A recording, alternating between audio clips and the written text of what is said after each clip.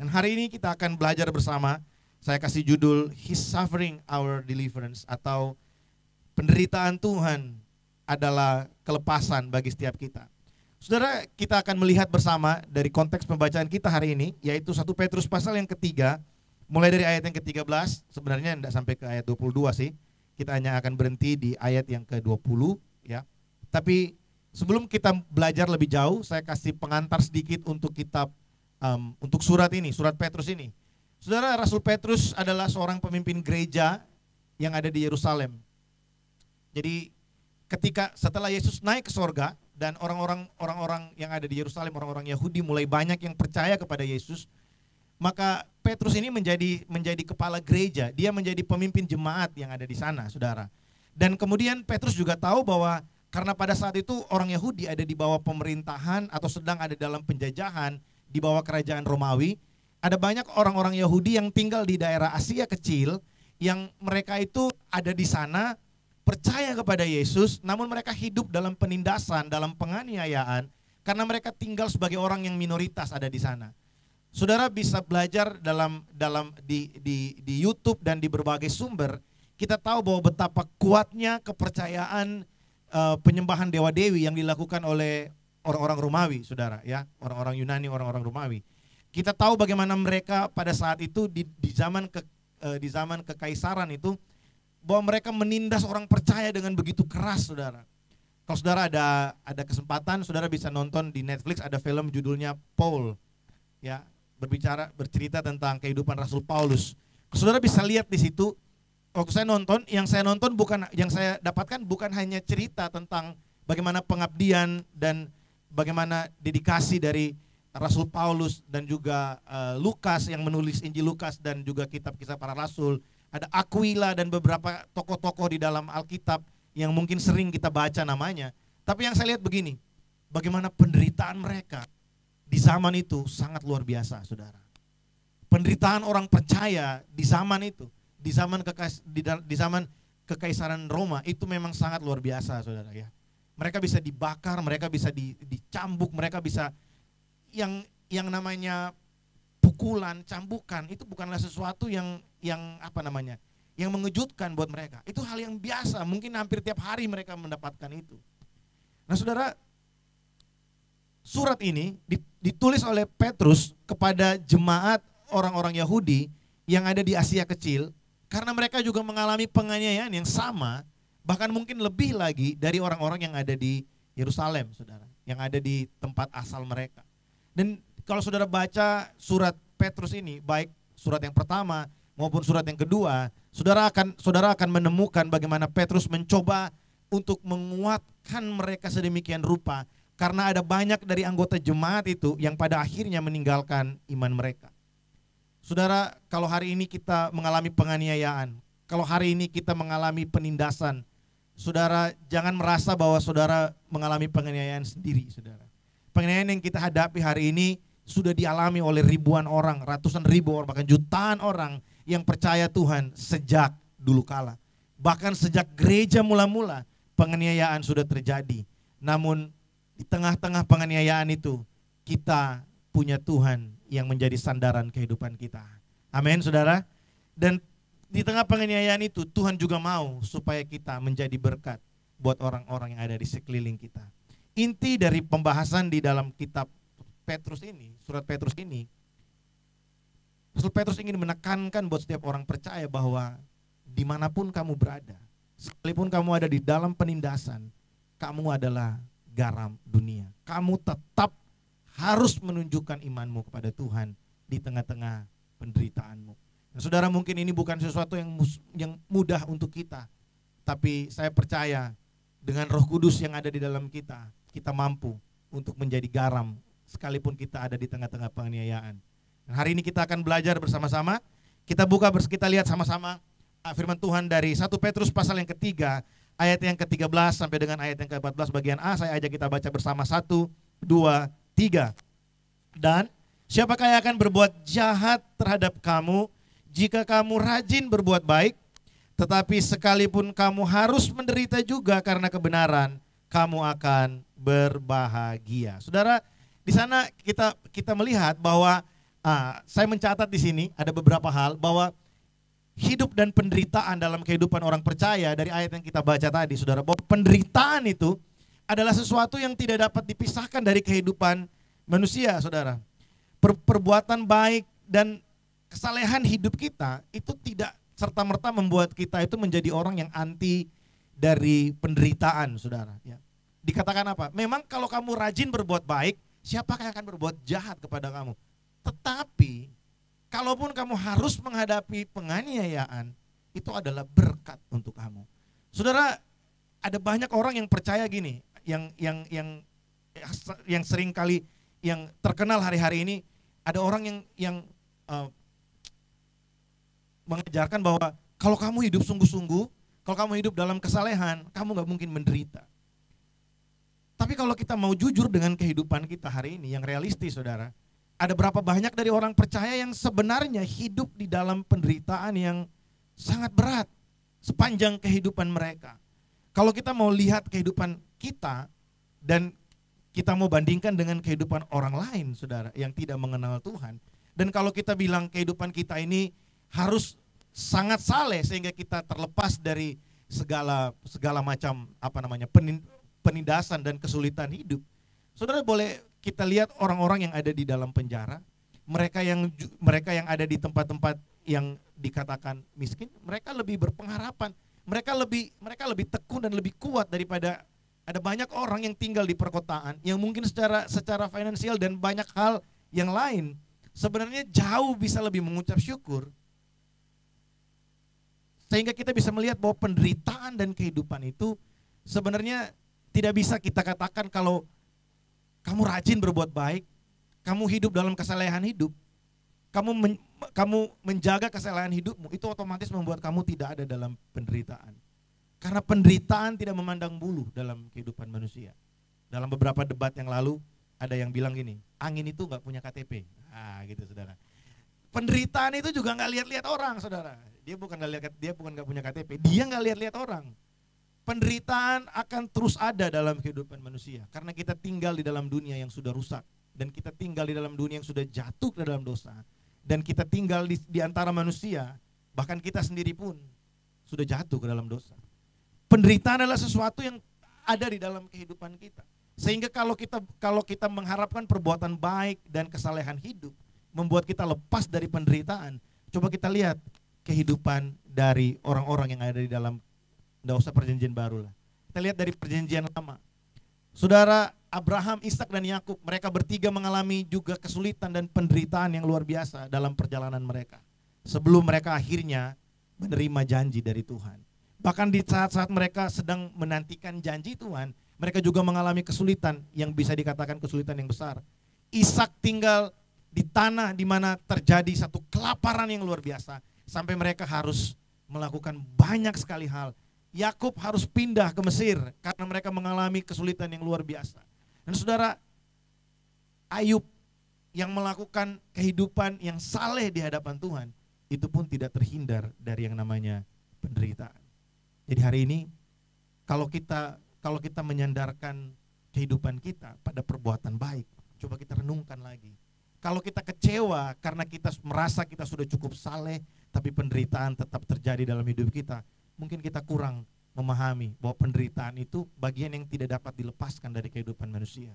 Yesus sendiri dalam Yohanes pasal yang ke-14 ayat yang terakhir, saya beberapa kali menyampaikan ini.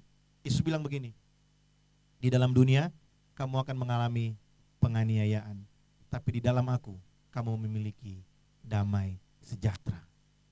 Tuhan tahu bahwa selama kita ada di dalam dunia, karena dunia ini sudah jatuh ke dalam dosa, kita pasti akan mengalami yang namanya penganiayaan. Tapi ada kabar baik buat kita, bahwa penganiayaan karena kebenaran adalah berkat untuk orang percaya. Amin.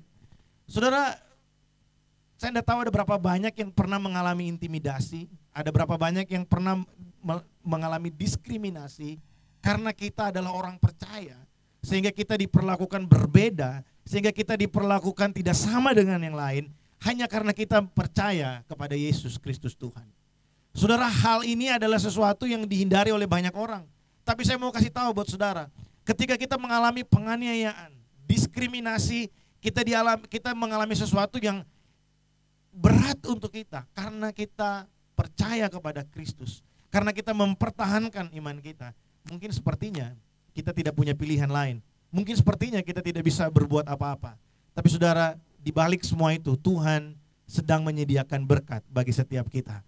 Seringkali kalau kita bicara tentang berkat, kita berpikir bahwa berkat apa nih yang akan kita terima. Nah, kita akan belajar pagi hari ini tentang ini, saudara. Kita akan melihat bagaimana hubungan dari penderitaan Kristus dan kelepasan kita dari penderitaan yang ada di bumi ini. Tapi kita harus pahami dulu bahwa penderitaan karena kebenaran itu adalah berkat buat orang percaya. Amin, saudara. Jangan takut menghadapi penderitaan, karena Kristus juga menderita dan dia menang atas semuanya itu. Dan Yesus bilang apa? Aku telah mengalahkan dunia. Itu yang akan kita pelajari pagi hari ini, supaya kehidupan kita sekalipun di tengah dunia yang sudah rusak ini, kita tetap menjadi berkat di tengah-tengah penganiayaan yang ada. Saudara, bagian berikutnya mulai dari ayat yang ke-14b sampai dengan ayat yang ke-16, kita baca bersama-sama. 1, 2, 3. Sebab itu, janganlah kamu takuti apa yang mereka takuti, dan janganlah gentar, tetapi kuduskanlah Kristus di dalam hatimu sebagai Tuhan, dan siap sedialah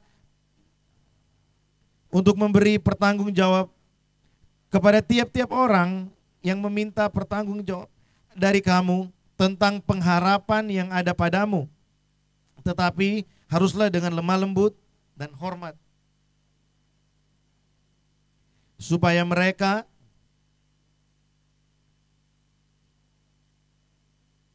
menjadi malu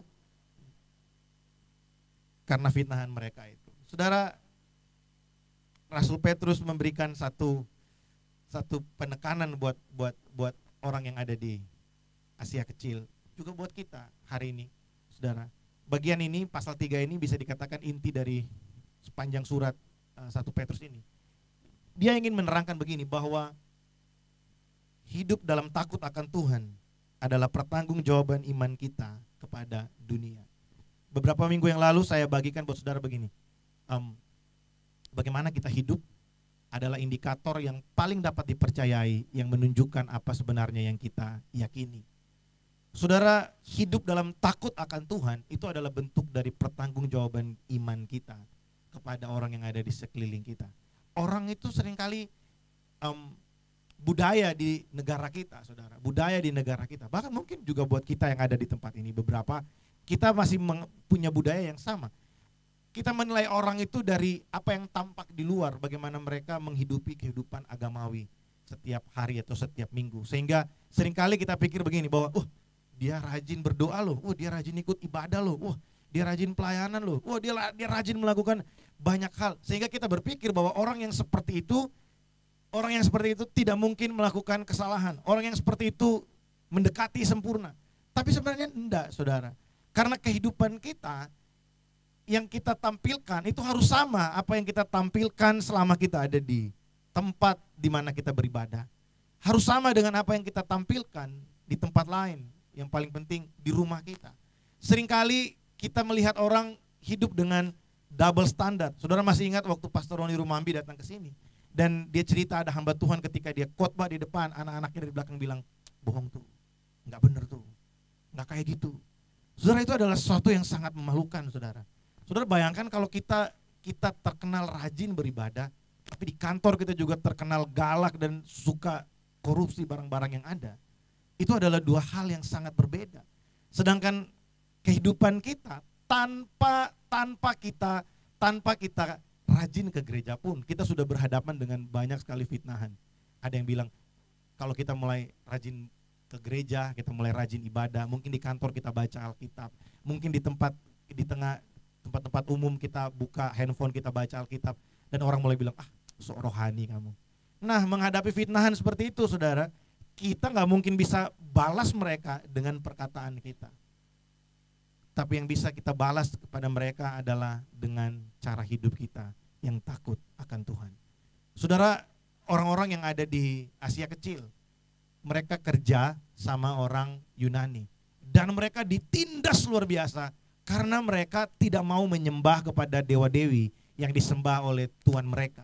Mereka mempertahankan iman mereka kepada Tuhan. Mereka mempertahankan hati mereka untuk tetap percaya kepada Yesus, sekalipun pemimpin mereka, sekalipun orang di mana tempat mereka bekerja, itu menindas mereka begitu rupa. Saudara, hari ini kita menghadapi mungkin penindasan yang berbeda dengan apa yang dihadapi oleh orang-orang yang menerima surat ini. Tapi kita punya satu penderitaan yang sama, saudara. Karena kita percaya dan mempertahankan iman kita kepada Tuhan, seringkali kita harus mengalami, kita harus berlawanan dengan apa yang ada di daging kita. Daging kita ini menindas kehidupan kita, membawa kita untuk jauh dari Tuhan, membawa kita untuk melakukan apa yang bertentangan dengan Dia. Dan yang paling parah begini, dunia memaksa daging kita untuk menakuti apa yang dunia takuti. Saudara, dunia itu tidak takut akan Tuhan. Mereka takut kehilangan apa yang dunia kejar. Apa yang dunia kejar? Kehormatan, kekayaan. Mereka mengejar segala sesuatu yang habis dipakai di bumi ini. Dan takut akan Tuhan itu jauh sekali dari dunia. Dan firman Tuhan bilang begini, janganlah kamu takuti apa yang mereka takuti. Saudara, Yesus pernah bilang begini, kamu jangan takut sama pemimpin yang ada di dunia. Kamu jangan takut kepada penguasa yang ada di dunia. Karena penguasa yang ada di dunia hanya mampu membunuh kamu, tapi dia tidak mampu membinasakan kamu. Saudara, segala pemerintah yang ada di bumi ini hanya mampu membuat tubuh kita ini merasa kesakitan. Tapi Tuhan mampu melemparkan kita ke api neraka yang kekal. Yesus bilang, kalau kamu mau takut, takutlah akan Tuhan. Sehingga waktu kita memikirkan takut akan Tuhan, menghormati Tuhan, cara hidup kita itu berbeda, saudara. Cara hidup takut akan Tuhan itu berbeda. Kita nggak takut kehilangan yang lain, yang kita takut kita kehilangan perkenanan dari Tuhan. Kalimat kehilangan perkenanan dari Tuhan bukan berarti Tuhan membuang kita, tapi kita keluar, kita sendiri dengan kesadaran kita menjauh dari Tuhan. Kita meninggalkan apa yang seharusnya kita lakukan. Kita dengan sengaja berjalan membelakangi Tuhan. Saudara, itu yang Petrus maksudkan ketika kita tidak memberi pertanggungjawaban pada orang yang ada di sekeliling kita dengan fitnahan-fitnahan mereka. So, hari-hari ini saudara, kita tinggal, ya, contoh yang paling nyata mungkin terjadi hari-hari ini di bangsa kita. Ketika kekristenan, iman kita mulai dipertanyakan. Katanya orang percaya, katanya rajin ke gereja, katanya rajin berdoa. Saudara, itu fitnahan yang diberikan buat kita, tuduhan yang diberikan buat kita. Lalu bagaimana respon kita? Apakah kita diam aja? Apakah kita tidak melakukan sesuatu? Firman Tuhan kasih tahu kita gini, bersiap sedialah kapanpun kamu diminta pertanggungjawaban. Dengan apa? Bukan dengan bawa parang dan pukul mereka, enggak. Dengan menunjukkan cara hidup kita yang takut akan Tuhan. Amin, saudara. Supaya waktu mereka memfitnah orang percaya, mereka menjadi malu karena mereka lihat kita hidup dalam takut akan Tuhan. Mereka melihat bahwa kita hidup dalam percaya kita kepada Tuhan. Ya, memang khotbah kayak gini agak berat, saudara, untuk kita terima. Tapi ini yang Tuhan mau kita lakukan. Saudara, hari-hari ini dunia kehilangan melihat figur yang memberikan contoh dan teladan tentang kehidupan yang takut akan Tuhan. Kita harus jujur mengakui itu. Saya ngobrol dengan beberapa rekan-rekan, dengan beberapa keluarga saya yang ada di Jakarta dan di beberapa tempat. So, hari-hari ini kita melihat, kalau dulu kita lihat politisi, kalau dulu kita lihat pemuka agama dari kepercayaan yang lain yang melakukan kesalahan amoral dan lain sebagainya, kita sepertinya merasa biasalah, memang seperti itu. Tapi hari-hari ini kita lihat yang melakukan itu dari kalangan Kristen, saudara. Dari orang percaya. Sehingga hari ini kita sepertinya bingung kepada siapa kita harus memandang, siapa yang harus kita jadikan teladan hari ini. Sebenarnya keadaan hari ini harusnya membawa kita pada perenungan bahwa memang kita harus pandang Tuhan saja. Kita nggak bisa pandang yang lain. Manusia sangat mudah mengecewakan kita. Manusia itu sama dengan kita. Kalau orang lain bisa mengecewakan kita, kita juga bisa mengecewakan orang lain. Karena kita sama dengan yang lain, kita juga manusia. Hamba Tuhan, pemimpin dan lain sebagainya, orang yang selama ini kita kagumi, mereka juga bisa melakukan kesalahan. Dan sebaliknya, kita pun bisa membuat orang lain kecewa dengan kehidupan kita. Yang perlu kita tahu adalah, kita perhatikan adalah bahwa kehidupan yang takut akan Tuhan, itu adalah bentuk pertanggungjawaban iman kita. Saudara, saya cukup memperhatikan sosial media hari-hari ini, saudara. Ya, mungkin saudara bosan dengar saya bilang jangan sampai sosial media kita lebih rohani dari kehidupan pribadi kita yang real di dunia nyata, saudara. Kita bisa posting banyak hal, kita bisa share banyak hal, kita bisa follow. Mungkin semua pendeta yang ada di Indonesia kita follow IG mereka, TikTok dan lain sebagainya. Tapi kalau kita nggak pernah mengalami perubahan hidup, kita nggak pernah mendapatkan sesuatu yang mengubahkan cara pandang dan kehidupan kita, nggak ada artinya, saudara. Satu hari nanti apa yang tersembunyi di dalam kehidupan kita, yang kita tutupi secara rapat akan keluar. Di situ akan kelihatan selama ini apa yang kita bangun dalam hidup kita. Selama ini bagaimana kita melihat kehidupan percaya kita kepada Tuhan. Dan pagi hari ini, saudara, ya, kita nggak akan panjang-panjang, kita akan masuk di bagian yang terakhir. Kita lihat ayat yang berikutnya, saya ajak kita baca sama-sama. Ayat yang ke-17 sampai dengan ayat yang ke-18, ini adalah inti dari firman Tuhan pagi hari ini. Kita baca bersama 1, 2, 3. Sebab lebih baik menderita karena berbuat baik, jika hal itu dikehendaki Allah, daripada menderita karena berbuat jahat. Sebab juga Kristus telah mati sekali untuk segala dosa kita.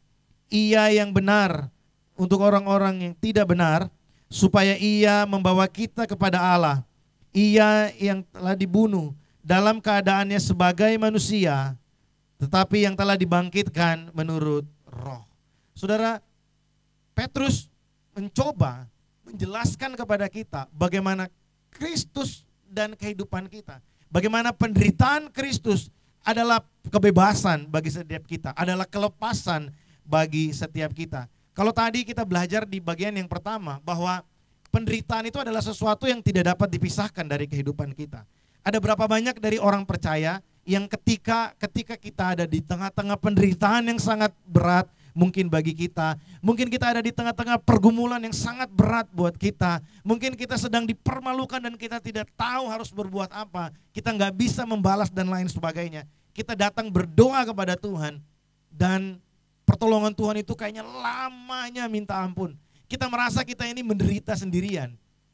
Tapi Petrus bilang begini, kalau kamu menderita karena kehendak Allah, menderita karena kehendak Allah itu bukan Allah dalam tanda kutip ya, menjorokin kita, bukan Allah ngerjain kita, bukan. Tapi penderitaan yang dikehendaki Allah adalah penderitaan karena kita melakukan firman Tuhan.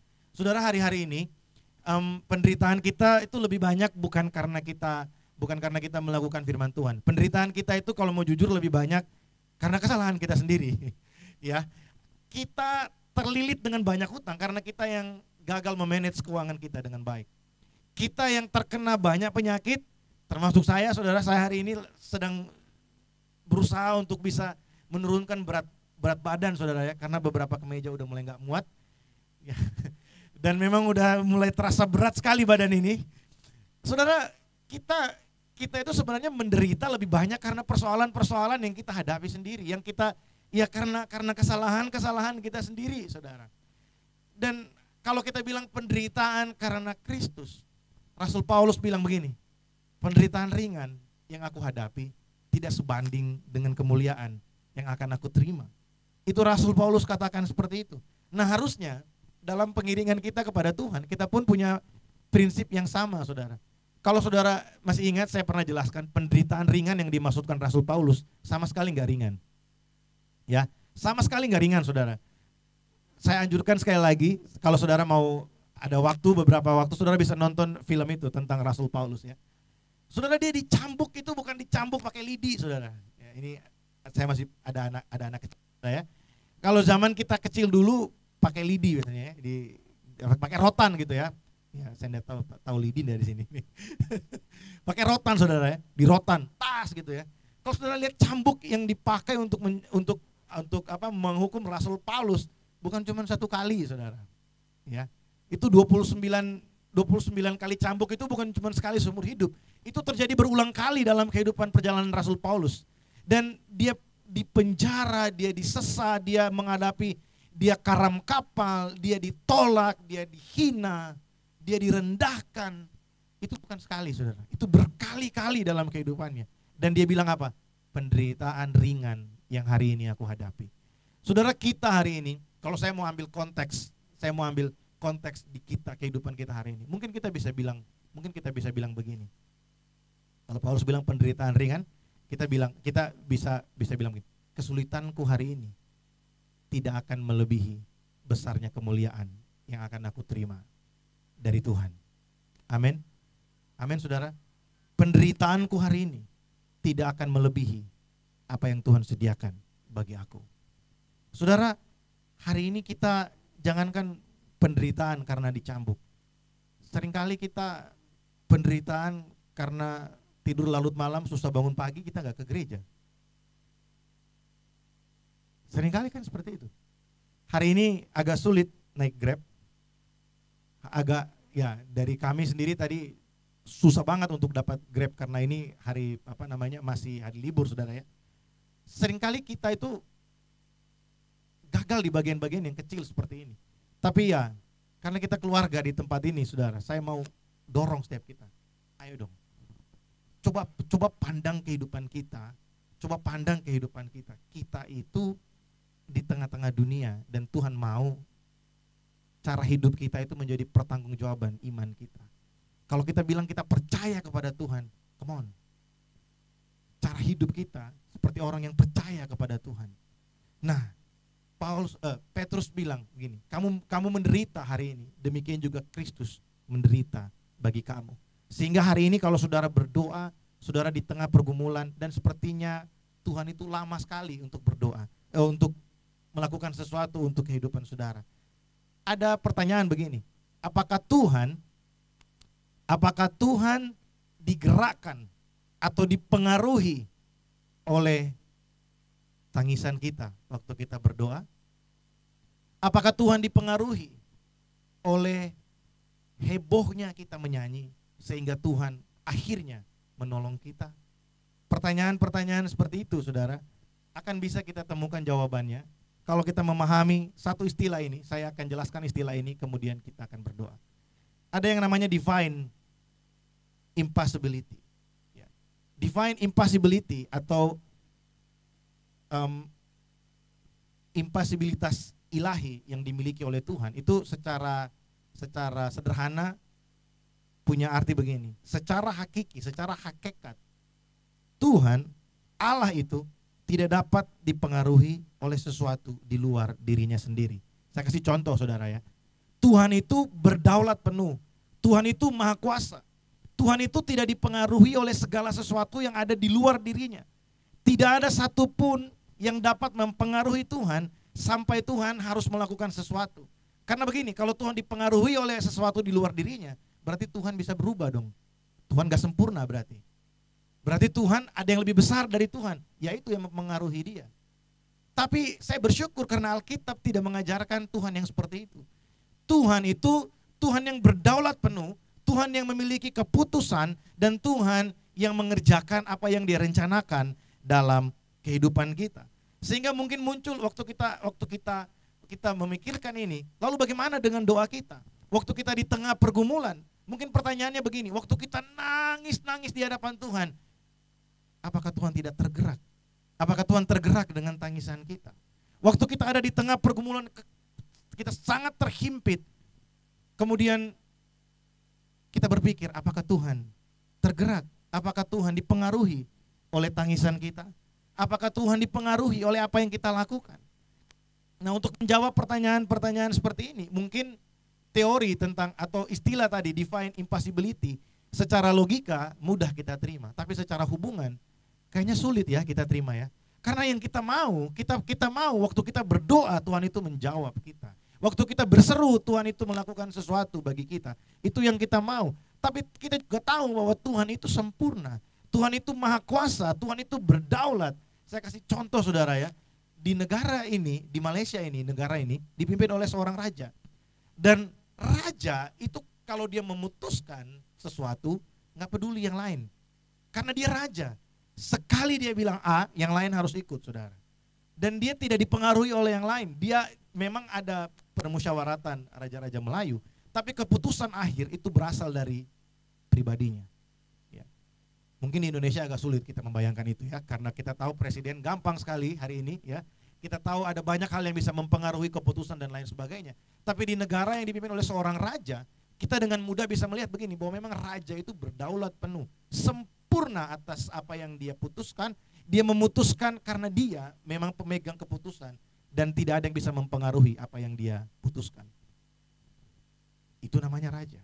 Dan Tuhan itu sempurna, tidak ada yang bisa mempengaruhi dia. Tapi secara hubungan kita mau waktu kita berdoa, Tuhan itu menjawab kita. Nah, saudara, untuk kita bisa memahami divine impossibility ini, saya akan membahasnya dalam 2 poin terakhir, saudara ya. Yang pertama, melalui inkarnasi Kristus ke dalam dunia, Allah benar-benar merengkuh perasaan dan keterbatasan manusia. Ayat yang tadi, saudara ya, dikatakan begini, sebab juga Kristus telah mati sekali untuk segala dosa kita. Ia yang benar untuk orang-orang yang tidak benar. Saudara, Yesus datang ke dalam dunia menjadi manusia. Saudara, waktu kita berdoa dan kita berharap Tuhan itu mau dipengaruhi oleh doa kita, oleh tangisan kita, sebenarnya kita sedang mengharapkan sesuatu yang salah, karena Tuhan itu tidak akan pernah bisa dipengaruhi oleh apapun juga. Saudara mau mungkin waktu dengar ini sedikit bertabrakan dengan apa yang saudara percaya selama ini. Seheboh apapun kita menangis, seheboh apapun kita berdoa, itu tidak akan mempengaruhi Tuhan, karena Dia berdaulat atas hidup kita. Lalu bagaimana? Apa yang membuat Tuhan tergerak? Bagaimana Tuhan menolong kita? Supaya Tuhan dapat memahami seluruh kerapuhan dan apa yang terjadi dalam hidup kita dan perasaan kita. Tuhan memilih mengambil hakikat yang kedua. Dia datang, Dia Allah menjadi manusia. Waktu Dia jadi manusia, Dia ada di tengah-tengah manusia. Dia tahu kelemahan manusia. Dia tahu bagaimana perasaan kita. Dia tahu bagaimana keterpurukan kita. Sehingga waktu kita bertanya, apakah Tuhan digerakkan? Apakah Tuhan memahami perasaan kita? Jawabannya ya, karena Dia pernah jadi manusia. Waktu kita mengalami dikhianati, kita mengalami sakit hati karena kita dikhianati oleh orang yang dekat dengan kita, Tuhan memahami perasaan kita. Dia juga mengalami hal yang sama. Waktu kita dipermalukan dan kita tidak tahu, kita tidak bisa untuk melakukan sesuatu apapun untuk membalas, Tuhan menanggungnya di kayu salib. Dia pernah mengalami hal yang sama sehingga Dia mengerti apa yang kita alami.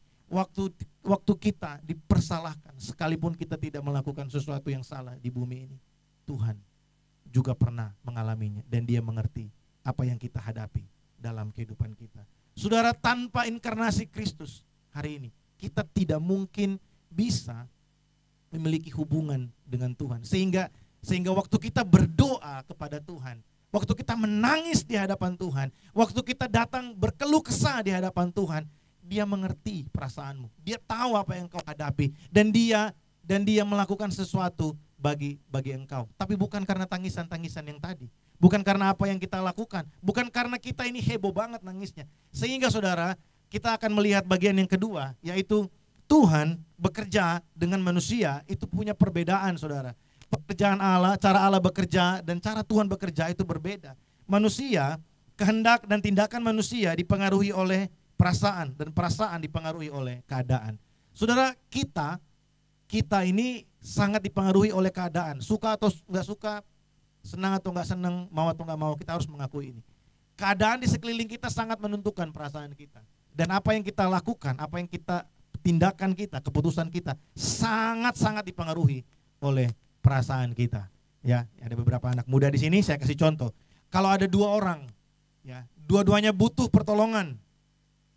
Yang satu teman pelayanan atau teman kampus yang baik sama kita, yang kedua adalah mantan kita. Kita mau tolong yang mana? Perasaan yang bermain, saudara. Kita akan memikirkan dengan perasaan. Kita nggak lihat mana lebih butuh. Kita akan lihat perasaan kita kepada siapa kita mau menolong. Manusia itu sangat digerakkan oleh perasaan. Pagi kita bisa bangun dengan mood yang sangat luar biasa, happy, semangat. Tapi ketika mungkin jam 10 pagi kita dengar satu kabar yang kurang baik, bisa seharian sampai tengah malam perasaan kita gundah-gulana, nggak jelas, saudara. Dan tindakan-tindakan kita akan mengikuti apa yang ada di perasaan kita. Itu manusia. Tapi cara kerja Allah nggak seperti itu, saudara. Perasaan dan tindakan Allah ditentukan pada sifat dan kehendaknya. Saudara, waktu kita berdoa kepada Tuhan. Waktu kita nangis-nangis di hadapan Tuhan. Waktu kita meraung-raung, kita ada dalam keadaan yang terhimpit di tengah-tengah dunia ini. Yang membuat Tuhan tergerak untuk menolong kita. Itu bukan karena tangisan kita, tapi karena sifat Allah, karena memang Dia mengasihi kita. Itu yang membuat Tuhan tergerak untuk mengasihi kita. Waktu kita berdoa kepada Tuhan, kita menangis kepada Tuhan, dan kemudian kita menerima jawaban Tuhan, kita menerima pertolongan dari Tuhan. Dia tolong kita bukan karena kita nangis heboh, saudara. Bukan karena kita melakukan sesuatu menyiksa diri kita, kemudian Tuhan menolong kita. Come on. Konsep seperti itu tidak ada di dalam Alkitab. Tuhan gak ajar kita seperti itu. Karena Tuhan itu tidak bisa dipengaruhi dengan apa yang kita lakukan. Tapi Dia dipengaruhi oleh sifatnya yang mengasihi kita. Allah mengasihi kita, makanya Dia tolong kita hari ini. Saudara, kalau saudara ikuti pembacaan Alkitab tahunan, beberapa hari yang lalu di 1 Petrus pasal yang ketiga, ada ayat yang sangat baik sekali yang dikatakan apa? Tuhan itu melihat hati orang-orang yang percaya kepadanya. Saudara, Tuhan itu melihat kita karena Dia mengasihi kita, karena Dia menolong kita. Makanya saya nggak setuju dulu saudara ya, dulu di tempat yang lama, atau mungkin kita juga pernah, atau mungkin kita juga masih berprinsip seperti itu. Seringkali kita kan dengar orang ngomong gini, kalau kamu mau doamu dijawab, ayo nangis lebih banyak. Kalau kamu mau doamu dijawab, ayo doa lebih banyak. Sebenarnya waktu kita berpendapat seperti itu, kita sedang meletakkan pengharapan kita bukan kepada Tuhan, tapi kepada air mata dan durasi doa kita. Seolah-olah air mata kita itu lebih besar dari Tuhan karena mampu menggerakkan Tuhan. Seolah-olah jam doa kita yang panjang itu lebih besar dari Tuhan sehingga mampu menggerakkan Tuhan. Saudara, saya mau kasih tahu buat saudara begini, kalau Tuhan tolong kita, itu karena Dia memiliki satu sifat, Allah mengasihi kita. Allah ada bagi kita. Dia Tuhan bagi kita. Ada waktunya kita meminta kepada Tuhan. Ada waktunya kita menangis, tapi tangisan kita bukan untuk meluluhkan Tuhan. Saudara, saya ini lahir di gereja yang sangat doa itu kalau belum nangis kayaknya belum, penyembahan tuh kalau ibadah tuh kalau belum nangis kayaknya kamu belum ketemu Tuhan gitu loh. Tapi saya mau kasih tahu saudara begini, seringkali kita ini terlalu terbawa perasaan sampai kita lupa bahwa Tuhan itu mengasihi kita, menolong kita, karena memang Dia Allah yang mengasihi kita. Karena memang sifatnya Dia adalah kasih dan Dia adalah pengampun. Dia adalah Allah yang menebus kita. Apa yang kita lakukan, air mata kita, sebanyak apapun yang keluar, tidak akan mampu menggerakkan Tuhan. Karena yang menggerakkan Tuhan itu bukan air mata kita. Saudara, kita itu seringkali begini, kita menangis, dan waktu kita lihat orang menangis di dalam ibadah, kita ukuran kita, wah dia sungguh-sungguh banget melayani, dia sungguh-sungguh banget loh kalau ibadah. Coba kita cek, kalau kita mau jujur, gak semua orang datang ke ibadah, menyanyi dan menangis karena merasakan hadirat Tuhan. Mungkin ada yang lebih banyak karena mengingat persoalan yang begitu besar, karena mengingat penderitaan yang begitu besar. Salah? Enggak salah saudara. Tapi kita harus paham begini, waktu kita menangis sebenarnya itu adalah ekspresi yang menunjukkan bahwa memang kita ini rapuh kok. Menangis itu enggak salah. Tapi tujuan kita menangis itu loh, kalau kita datang dengan hati yang tulus, yang terbuka di hadapan Tuhan, menangis itu biasa. Karena memang kita ini rapuh, kita ini enggak mampu tanpa Tuhan. Kita ini enggak mampu berjalan sendiri tanpa Tuhan. Itu fakta. Dan Tuhan tahu itu. Waktu kita menangis, tangisan kita bukan untuk meluluhkan hati Tuhan. Tangisan kita untuk mengakui karena memang kita ini tidak mampu tanpa Tuhan. Yang membuat hati Tuhan luluh karena sifatnya. Dia digerakkan oleh kehendaknya. Dia digerakkan oleh sifatnya untuk menolong dan menyatakan kehadirannya dalam hidup kita. Amin saudara. Sama dengan dosa. Waktu kita lihat ada orang berbuat dosa dan kemudian Tuhan menghukum mereka. Bukan karena Tuhan terganggu dengan dosa, bukan. Tapi karena Tuhan itu kudus dan benar. Sehingga Dia harus melakukan sesuatu karena sifatnya itu. Sifatnya yang kudus itu yang membuat Dia menghukum orang-orang yang berdosa. Nah dari sini kita mengerti saudara bahwa divine impeccability, Tuhan tidak digerakkan oleh sesuatu yang ada di luar Dia. Dia digerakkan oleh sifat-sifatnya dan kehendak-kehendaknya bagi kita. Saya berdoa saudara hari ini, mungkin kita sedang ada di tengah penderitaan. Saudara mungkin sedang bergumul hari ini. Dan dari ayat pembacaan tadi kita akan melihat saudara bahwa kita tinggal di dalam dunia yang sudah rusak, penderitaan dan kejahatan sebenarnya tidak mengejutkan buat kita. Tapi kebaikan sekecil apapun harusnya itu menjadi sebuah kejutan buat kita. Saudara, apa yang mau kita harapkan dari dunia yang sudah jatuh dalam dosa? Apa yang mau kita harapkan selama kita tinggal di dunia ini?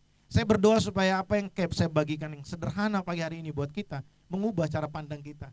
Saya rindu sekali melihat saudara, waktu kita datang beribadah kepada Tuhan, kita beribadah dengan hati yang terbuka, dengan hati yang tulus. Kita menyanyi, memuji Tuhan, kita menangis di hadirat Tuhan.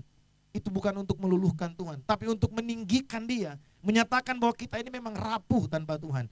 Jangan takut menangis di hadirat Tuhan, karena memang kita ini rapuh di hadapan Tuhan. Kita ini tidak mampu dengan kemampuan kita sendiri. Dengan kita mencurahkan air mata kita sedang datang dengan kerendahan hati kita di hadapan Tuhan.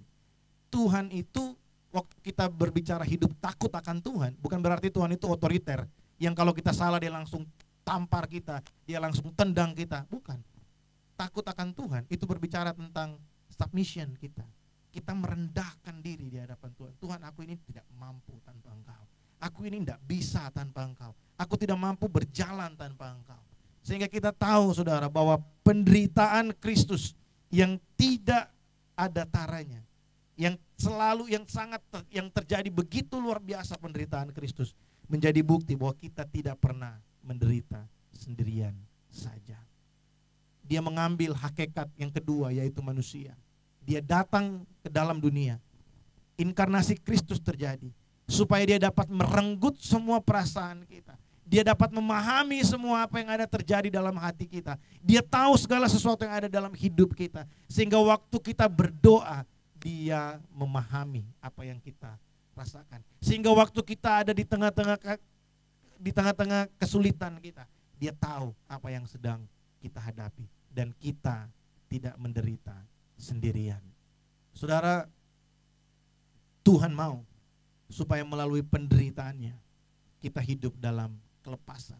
Kelepasan itu seringkali kita artikan dari sebagai keadaan yang bebas, merdeka. Tapi kelepasan yang Tuhan mau kerjakan dalam hidup kita sesungguhnya adalah kelepasan dari rasa takut untuk beribadah kepadanya. Saudara, dunia dipakai iblis untuk menyebar teror. Teror untuk orang percaya. Teror untuk kita supaya kita ini di dalam dia membuat kita merasa dikucilkan, sendiri, menderita, ditinggalkan supaya kita tidak datang kepada Tuhan. Dan melalui penderitaan Kristus dia mau bilang begini, kamu menderita, kamu gak sendiri, aku udah menderita bersama dengan kamu. Kamu dikecewakan, kamu gak sendiri, aku bersama dengan kamu. Kamu dikhianati, aku bersama dengan kamu. Kamu tidak pernah menderita sendirian. Kamu tidak dikhianati sendirian. Kamu tidak dikecewakan sendirian. Kamu tidak dipermalukan sendirian. Aku bersama dengan kamu. Saudara, dari sini kita melihat bahwa penderitaan Kristus adalah kelepasan kita. Kita bisa tetap menjadi garam dunia sekalipun kita ada di tengah-tengah penderitaan, karena kita tidak pernah menderita sendirian saja. Yang membuat kita sulit untuk menang itu karena kita merasa sendiri, saudara. Tuhan itu sepertinya jauh sekali. Tapi pagi ini kita dengar firman Tuhan, Dia mengambil hakikat yang kedua. Dia Allah, tapi Dia mengambil keputusan untuk menjadi manusia, supaya Dia tahu apa yang hari ini kita hadapi. Kalau hari ini, mungkin kita selama ini memiliki pandangan yang salah tentang Tuhan. Kalau Tuhan belum tolong kita hari ini, mungkin pertolongannya sudah terjadi tapi dengan cara yang berbeda. Seringkali kita minta, Tuhan sembuhkan aku, Tuhan pulihkan finansialku. Kita lupa di tengah-tengah perjalanan kita berdoa itu, di tengah-tengah perjalanan kita bergumul itu, Tuhan kasih sukacita, kekuatan, damai sejahtera. Itu jawaban doa buat kita yang seringkali tidak kita syukuri. Kita minta terjadi sesuai dengan yang kita mau, tapi Tuhan itu tidak pernah tidak menjawab doa. Ada kalimat yang baik sekali, saya akan tutup dengan ini. Tidak selalu Tuhan melakukan seperti yang kita mau, tapi Tuhan selalu melakukan sesuatu bagi setiap kita. Amin. Saya ulang sekali lagi. Tidak selalu Tuhan melakukan seperti yang kita doakan. Tapi Tuhan selalu melakukan sesuatu bagi kita. Hari ini, biarlah kita datang di hadapan Tuhan dengan hati yang terbuka, dengan kehidupan kita. Mungkin di antara kita ada yang sedang bergumul dengan banyak hal dalam kehidupan saudara. Ada yang mengalami penganiayaan. Mungkin saudara datang dengan hati yang hancur pagi hari ini. Mungkin saudara sudah berdoa sekian lama, air matamu tercurah begitu banyak. Dan selama ini mungkin engkau meletakkan pengharapan akan pertolongan pada apa yang engkau lakukan. Namun pagi hari ini firman Tuhan datang kepada kita dan berkata, kalau Tuhan mau tolong engkau, Dia tolong engkau karena Dia mengasihi engkau. Mari kita datang kepada Tuhan pagi hari ini.